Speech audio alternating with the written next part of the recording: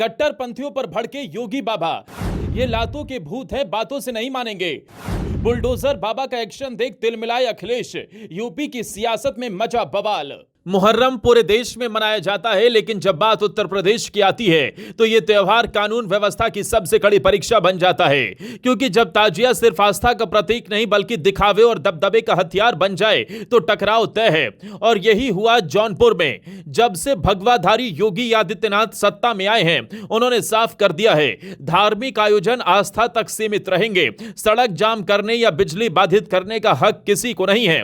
उन्होंने पहले ही स्पष्ट कर दिया था कि ताजिया की ऊंचाई मानक से अधिक नहीं होगी और मातमी जुलूस में हथियारों का प्रदर्शन नहीं चलेगा। लेकिन 7 जुलाई को जौनपुर में सब कुछ उल्टा हुआ। बावजूद चेतावनी के मुसलमानों ने ऊंची ताजिया उठाई जो सीधे हाई टेंशन तार से टकरा गई। करंट लगा और मौके पर ही 2 लोगों की मौत हो गई। कई लोग गंभीर रूप से झुलस गए। क्या इस घटना की जिम्मेदारी लेने कोई सामने आया? नहीं, बल्कि इसके बाद हंगामा, सड़क जाम, पुलिस पर पथराव और फिर वही पुरानी राजनीति शुरू। योगी आदित्यनाथ ने वाराणसी के एक कार्यक्रम में इस पर सीधा हमला बोला और कहा, पुलिस ने पूछा क्या करना है, मैंने कहा डंडा मारकर भगाओ। ये लातों के भूत हैं, बातों से नहीं मानेंगे। जैसे ही ये बयान सामने आया पूरा विपक्ष बिलबिला उठा, खासकर अखिलेश यादव, जिन्होंने जवाबी तंज में कहा अगली बार कुछ लोगों का भूत बूथ उतारेगा। क्या वाकई अखिलेश यादव को जनता की चिंता है या फिर यह बयान सिर्फ एक वोट बैंक की तिलमिलाहट है?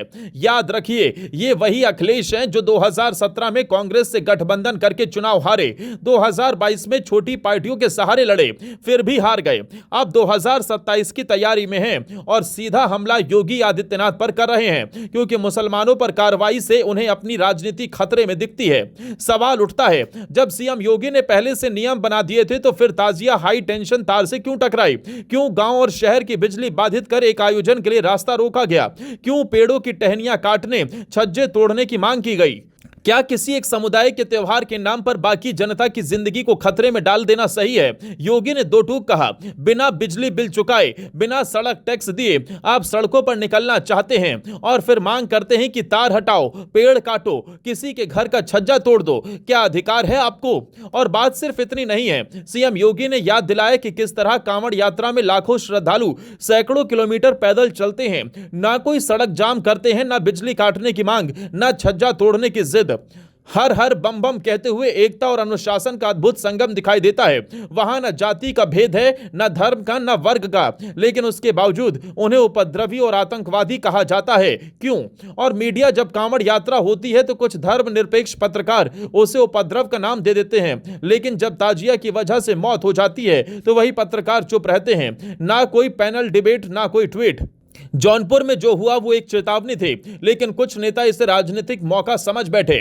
सपा प्रमुख अखिलेश यादव को जैसे ही लगा कि मुस्लिम समुदाय पर सीधा वार हुआ है, उन्होंने योगी पर हमला बोल दिया क्योंकि सपा के लिए मुसलमान वोट बैंक है। 2022 के चुनाव में मुस्लिम इलाकों से ही सपा को सबसे ज्यादा सीटें मिली थी और 2024 के लोकसभा चुनाव से पहले अखिलेश ने जो पीडीए फॉर्मूला दिया उसमें पी यानी पिछड़ा, डी यानी दलित और ए यानी अल्पसंख्यक, लेकिन सवर्णों के लिए कोई जगह नहीं। साफ है, अखिलेश की नजर सिर्फ संख्यात्मक समीकरण पर है, ना कि कानून व्यवस्था, सुरक्षा या बाकी समाज की चिंता पर। और जब योगी आदित्यनाथ ने लातों के भूत कहकर सख्त संदेश दिया तो उन्हें डर सता गया कि कहीं उनका वोट बैंक खिसक ना जाए।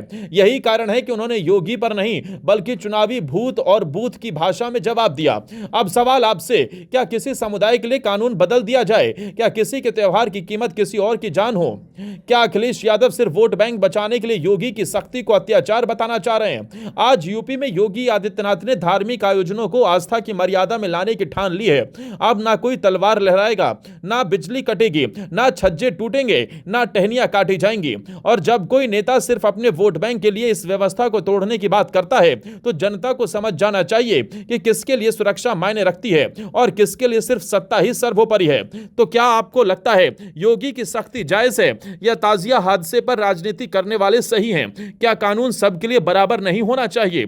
अपनी राय नीचे कमेंट में जरूर बताएं। वीडियो अच्छा लगा हो तो लाइक, शेयर और सब्सक्राइब करें।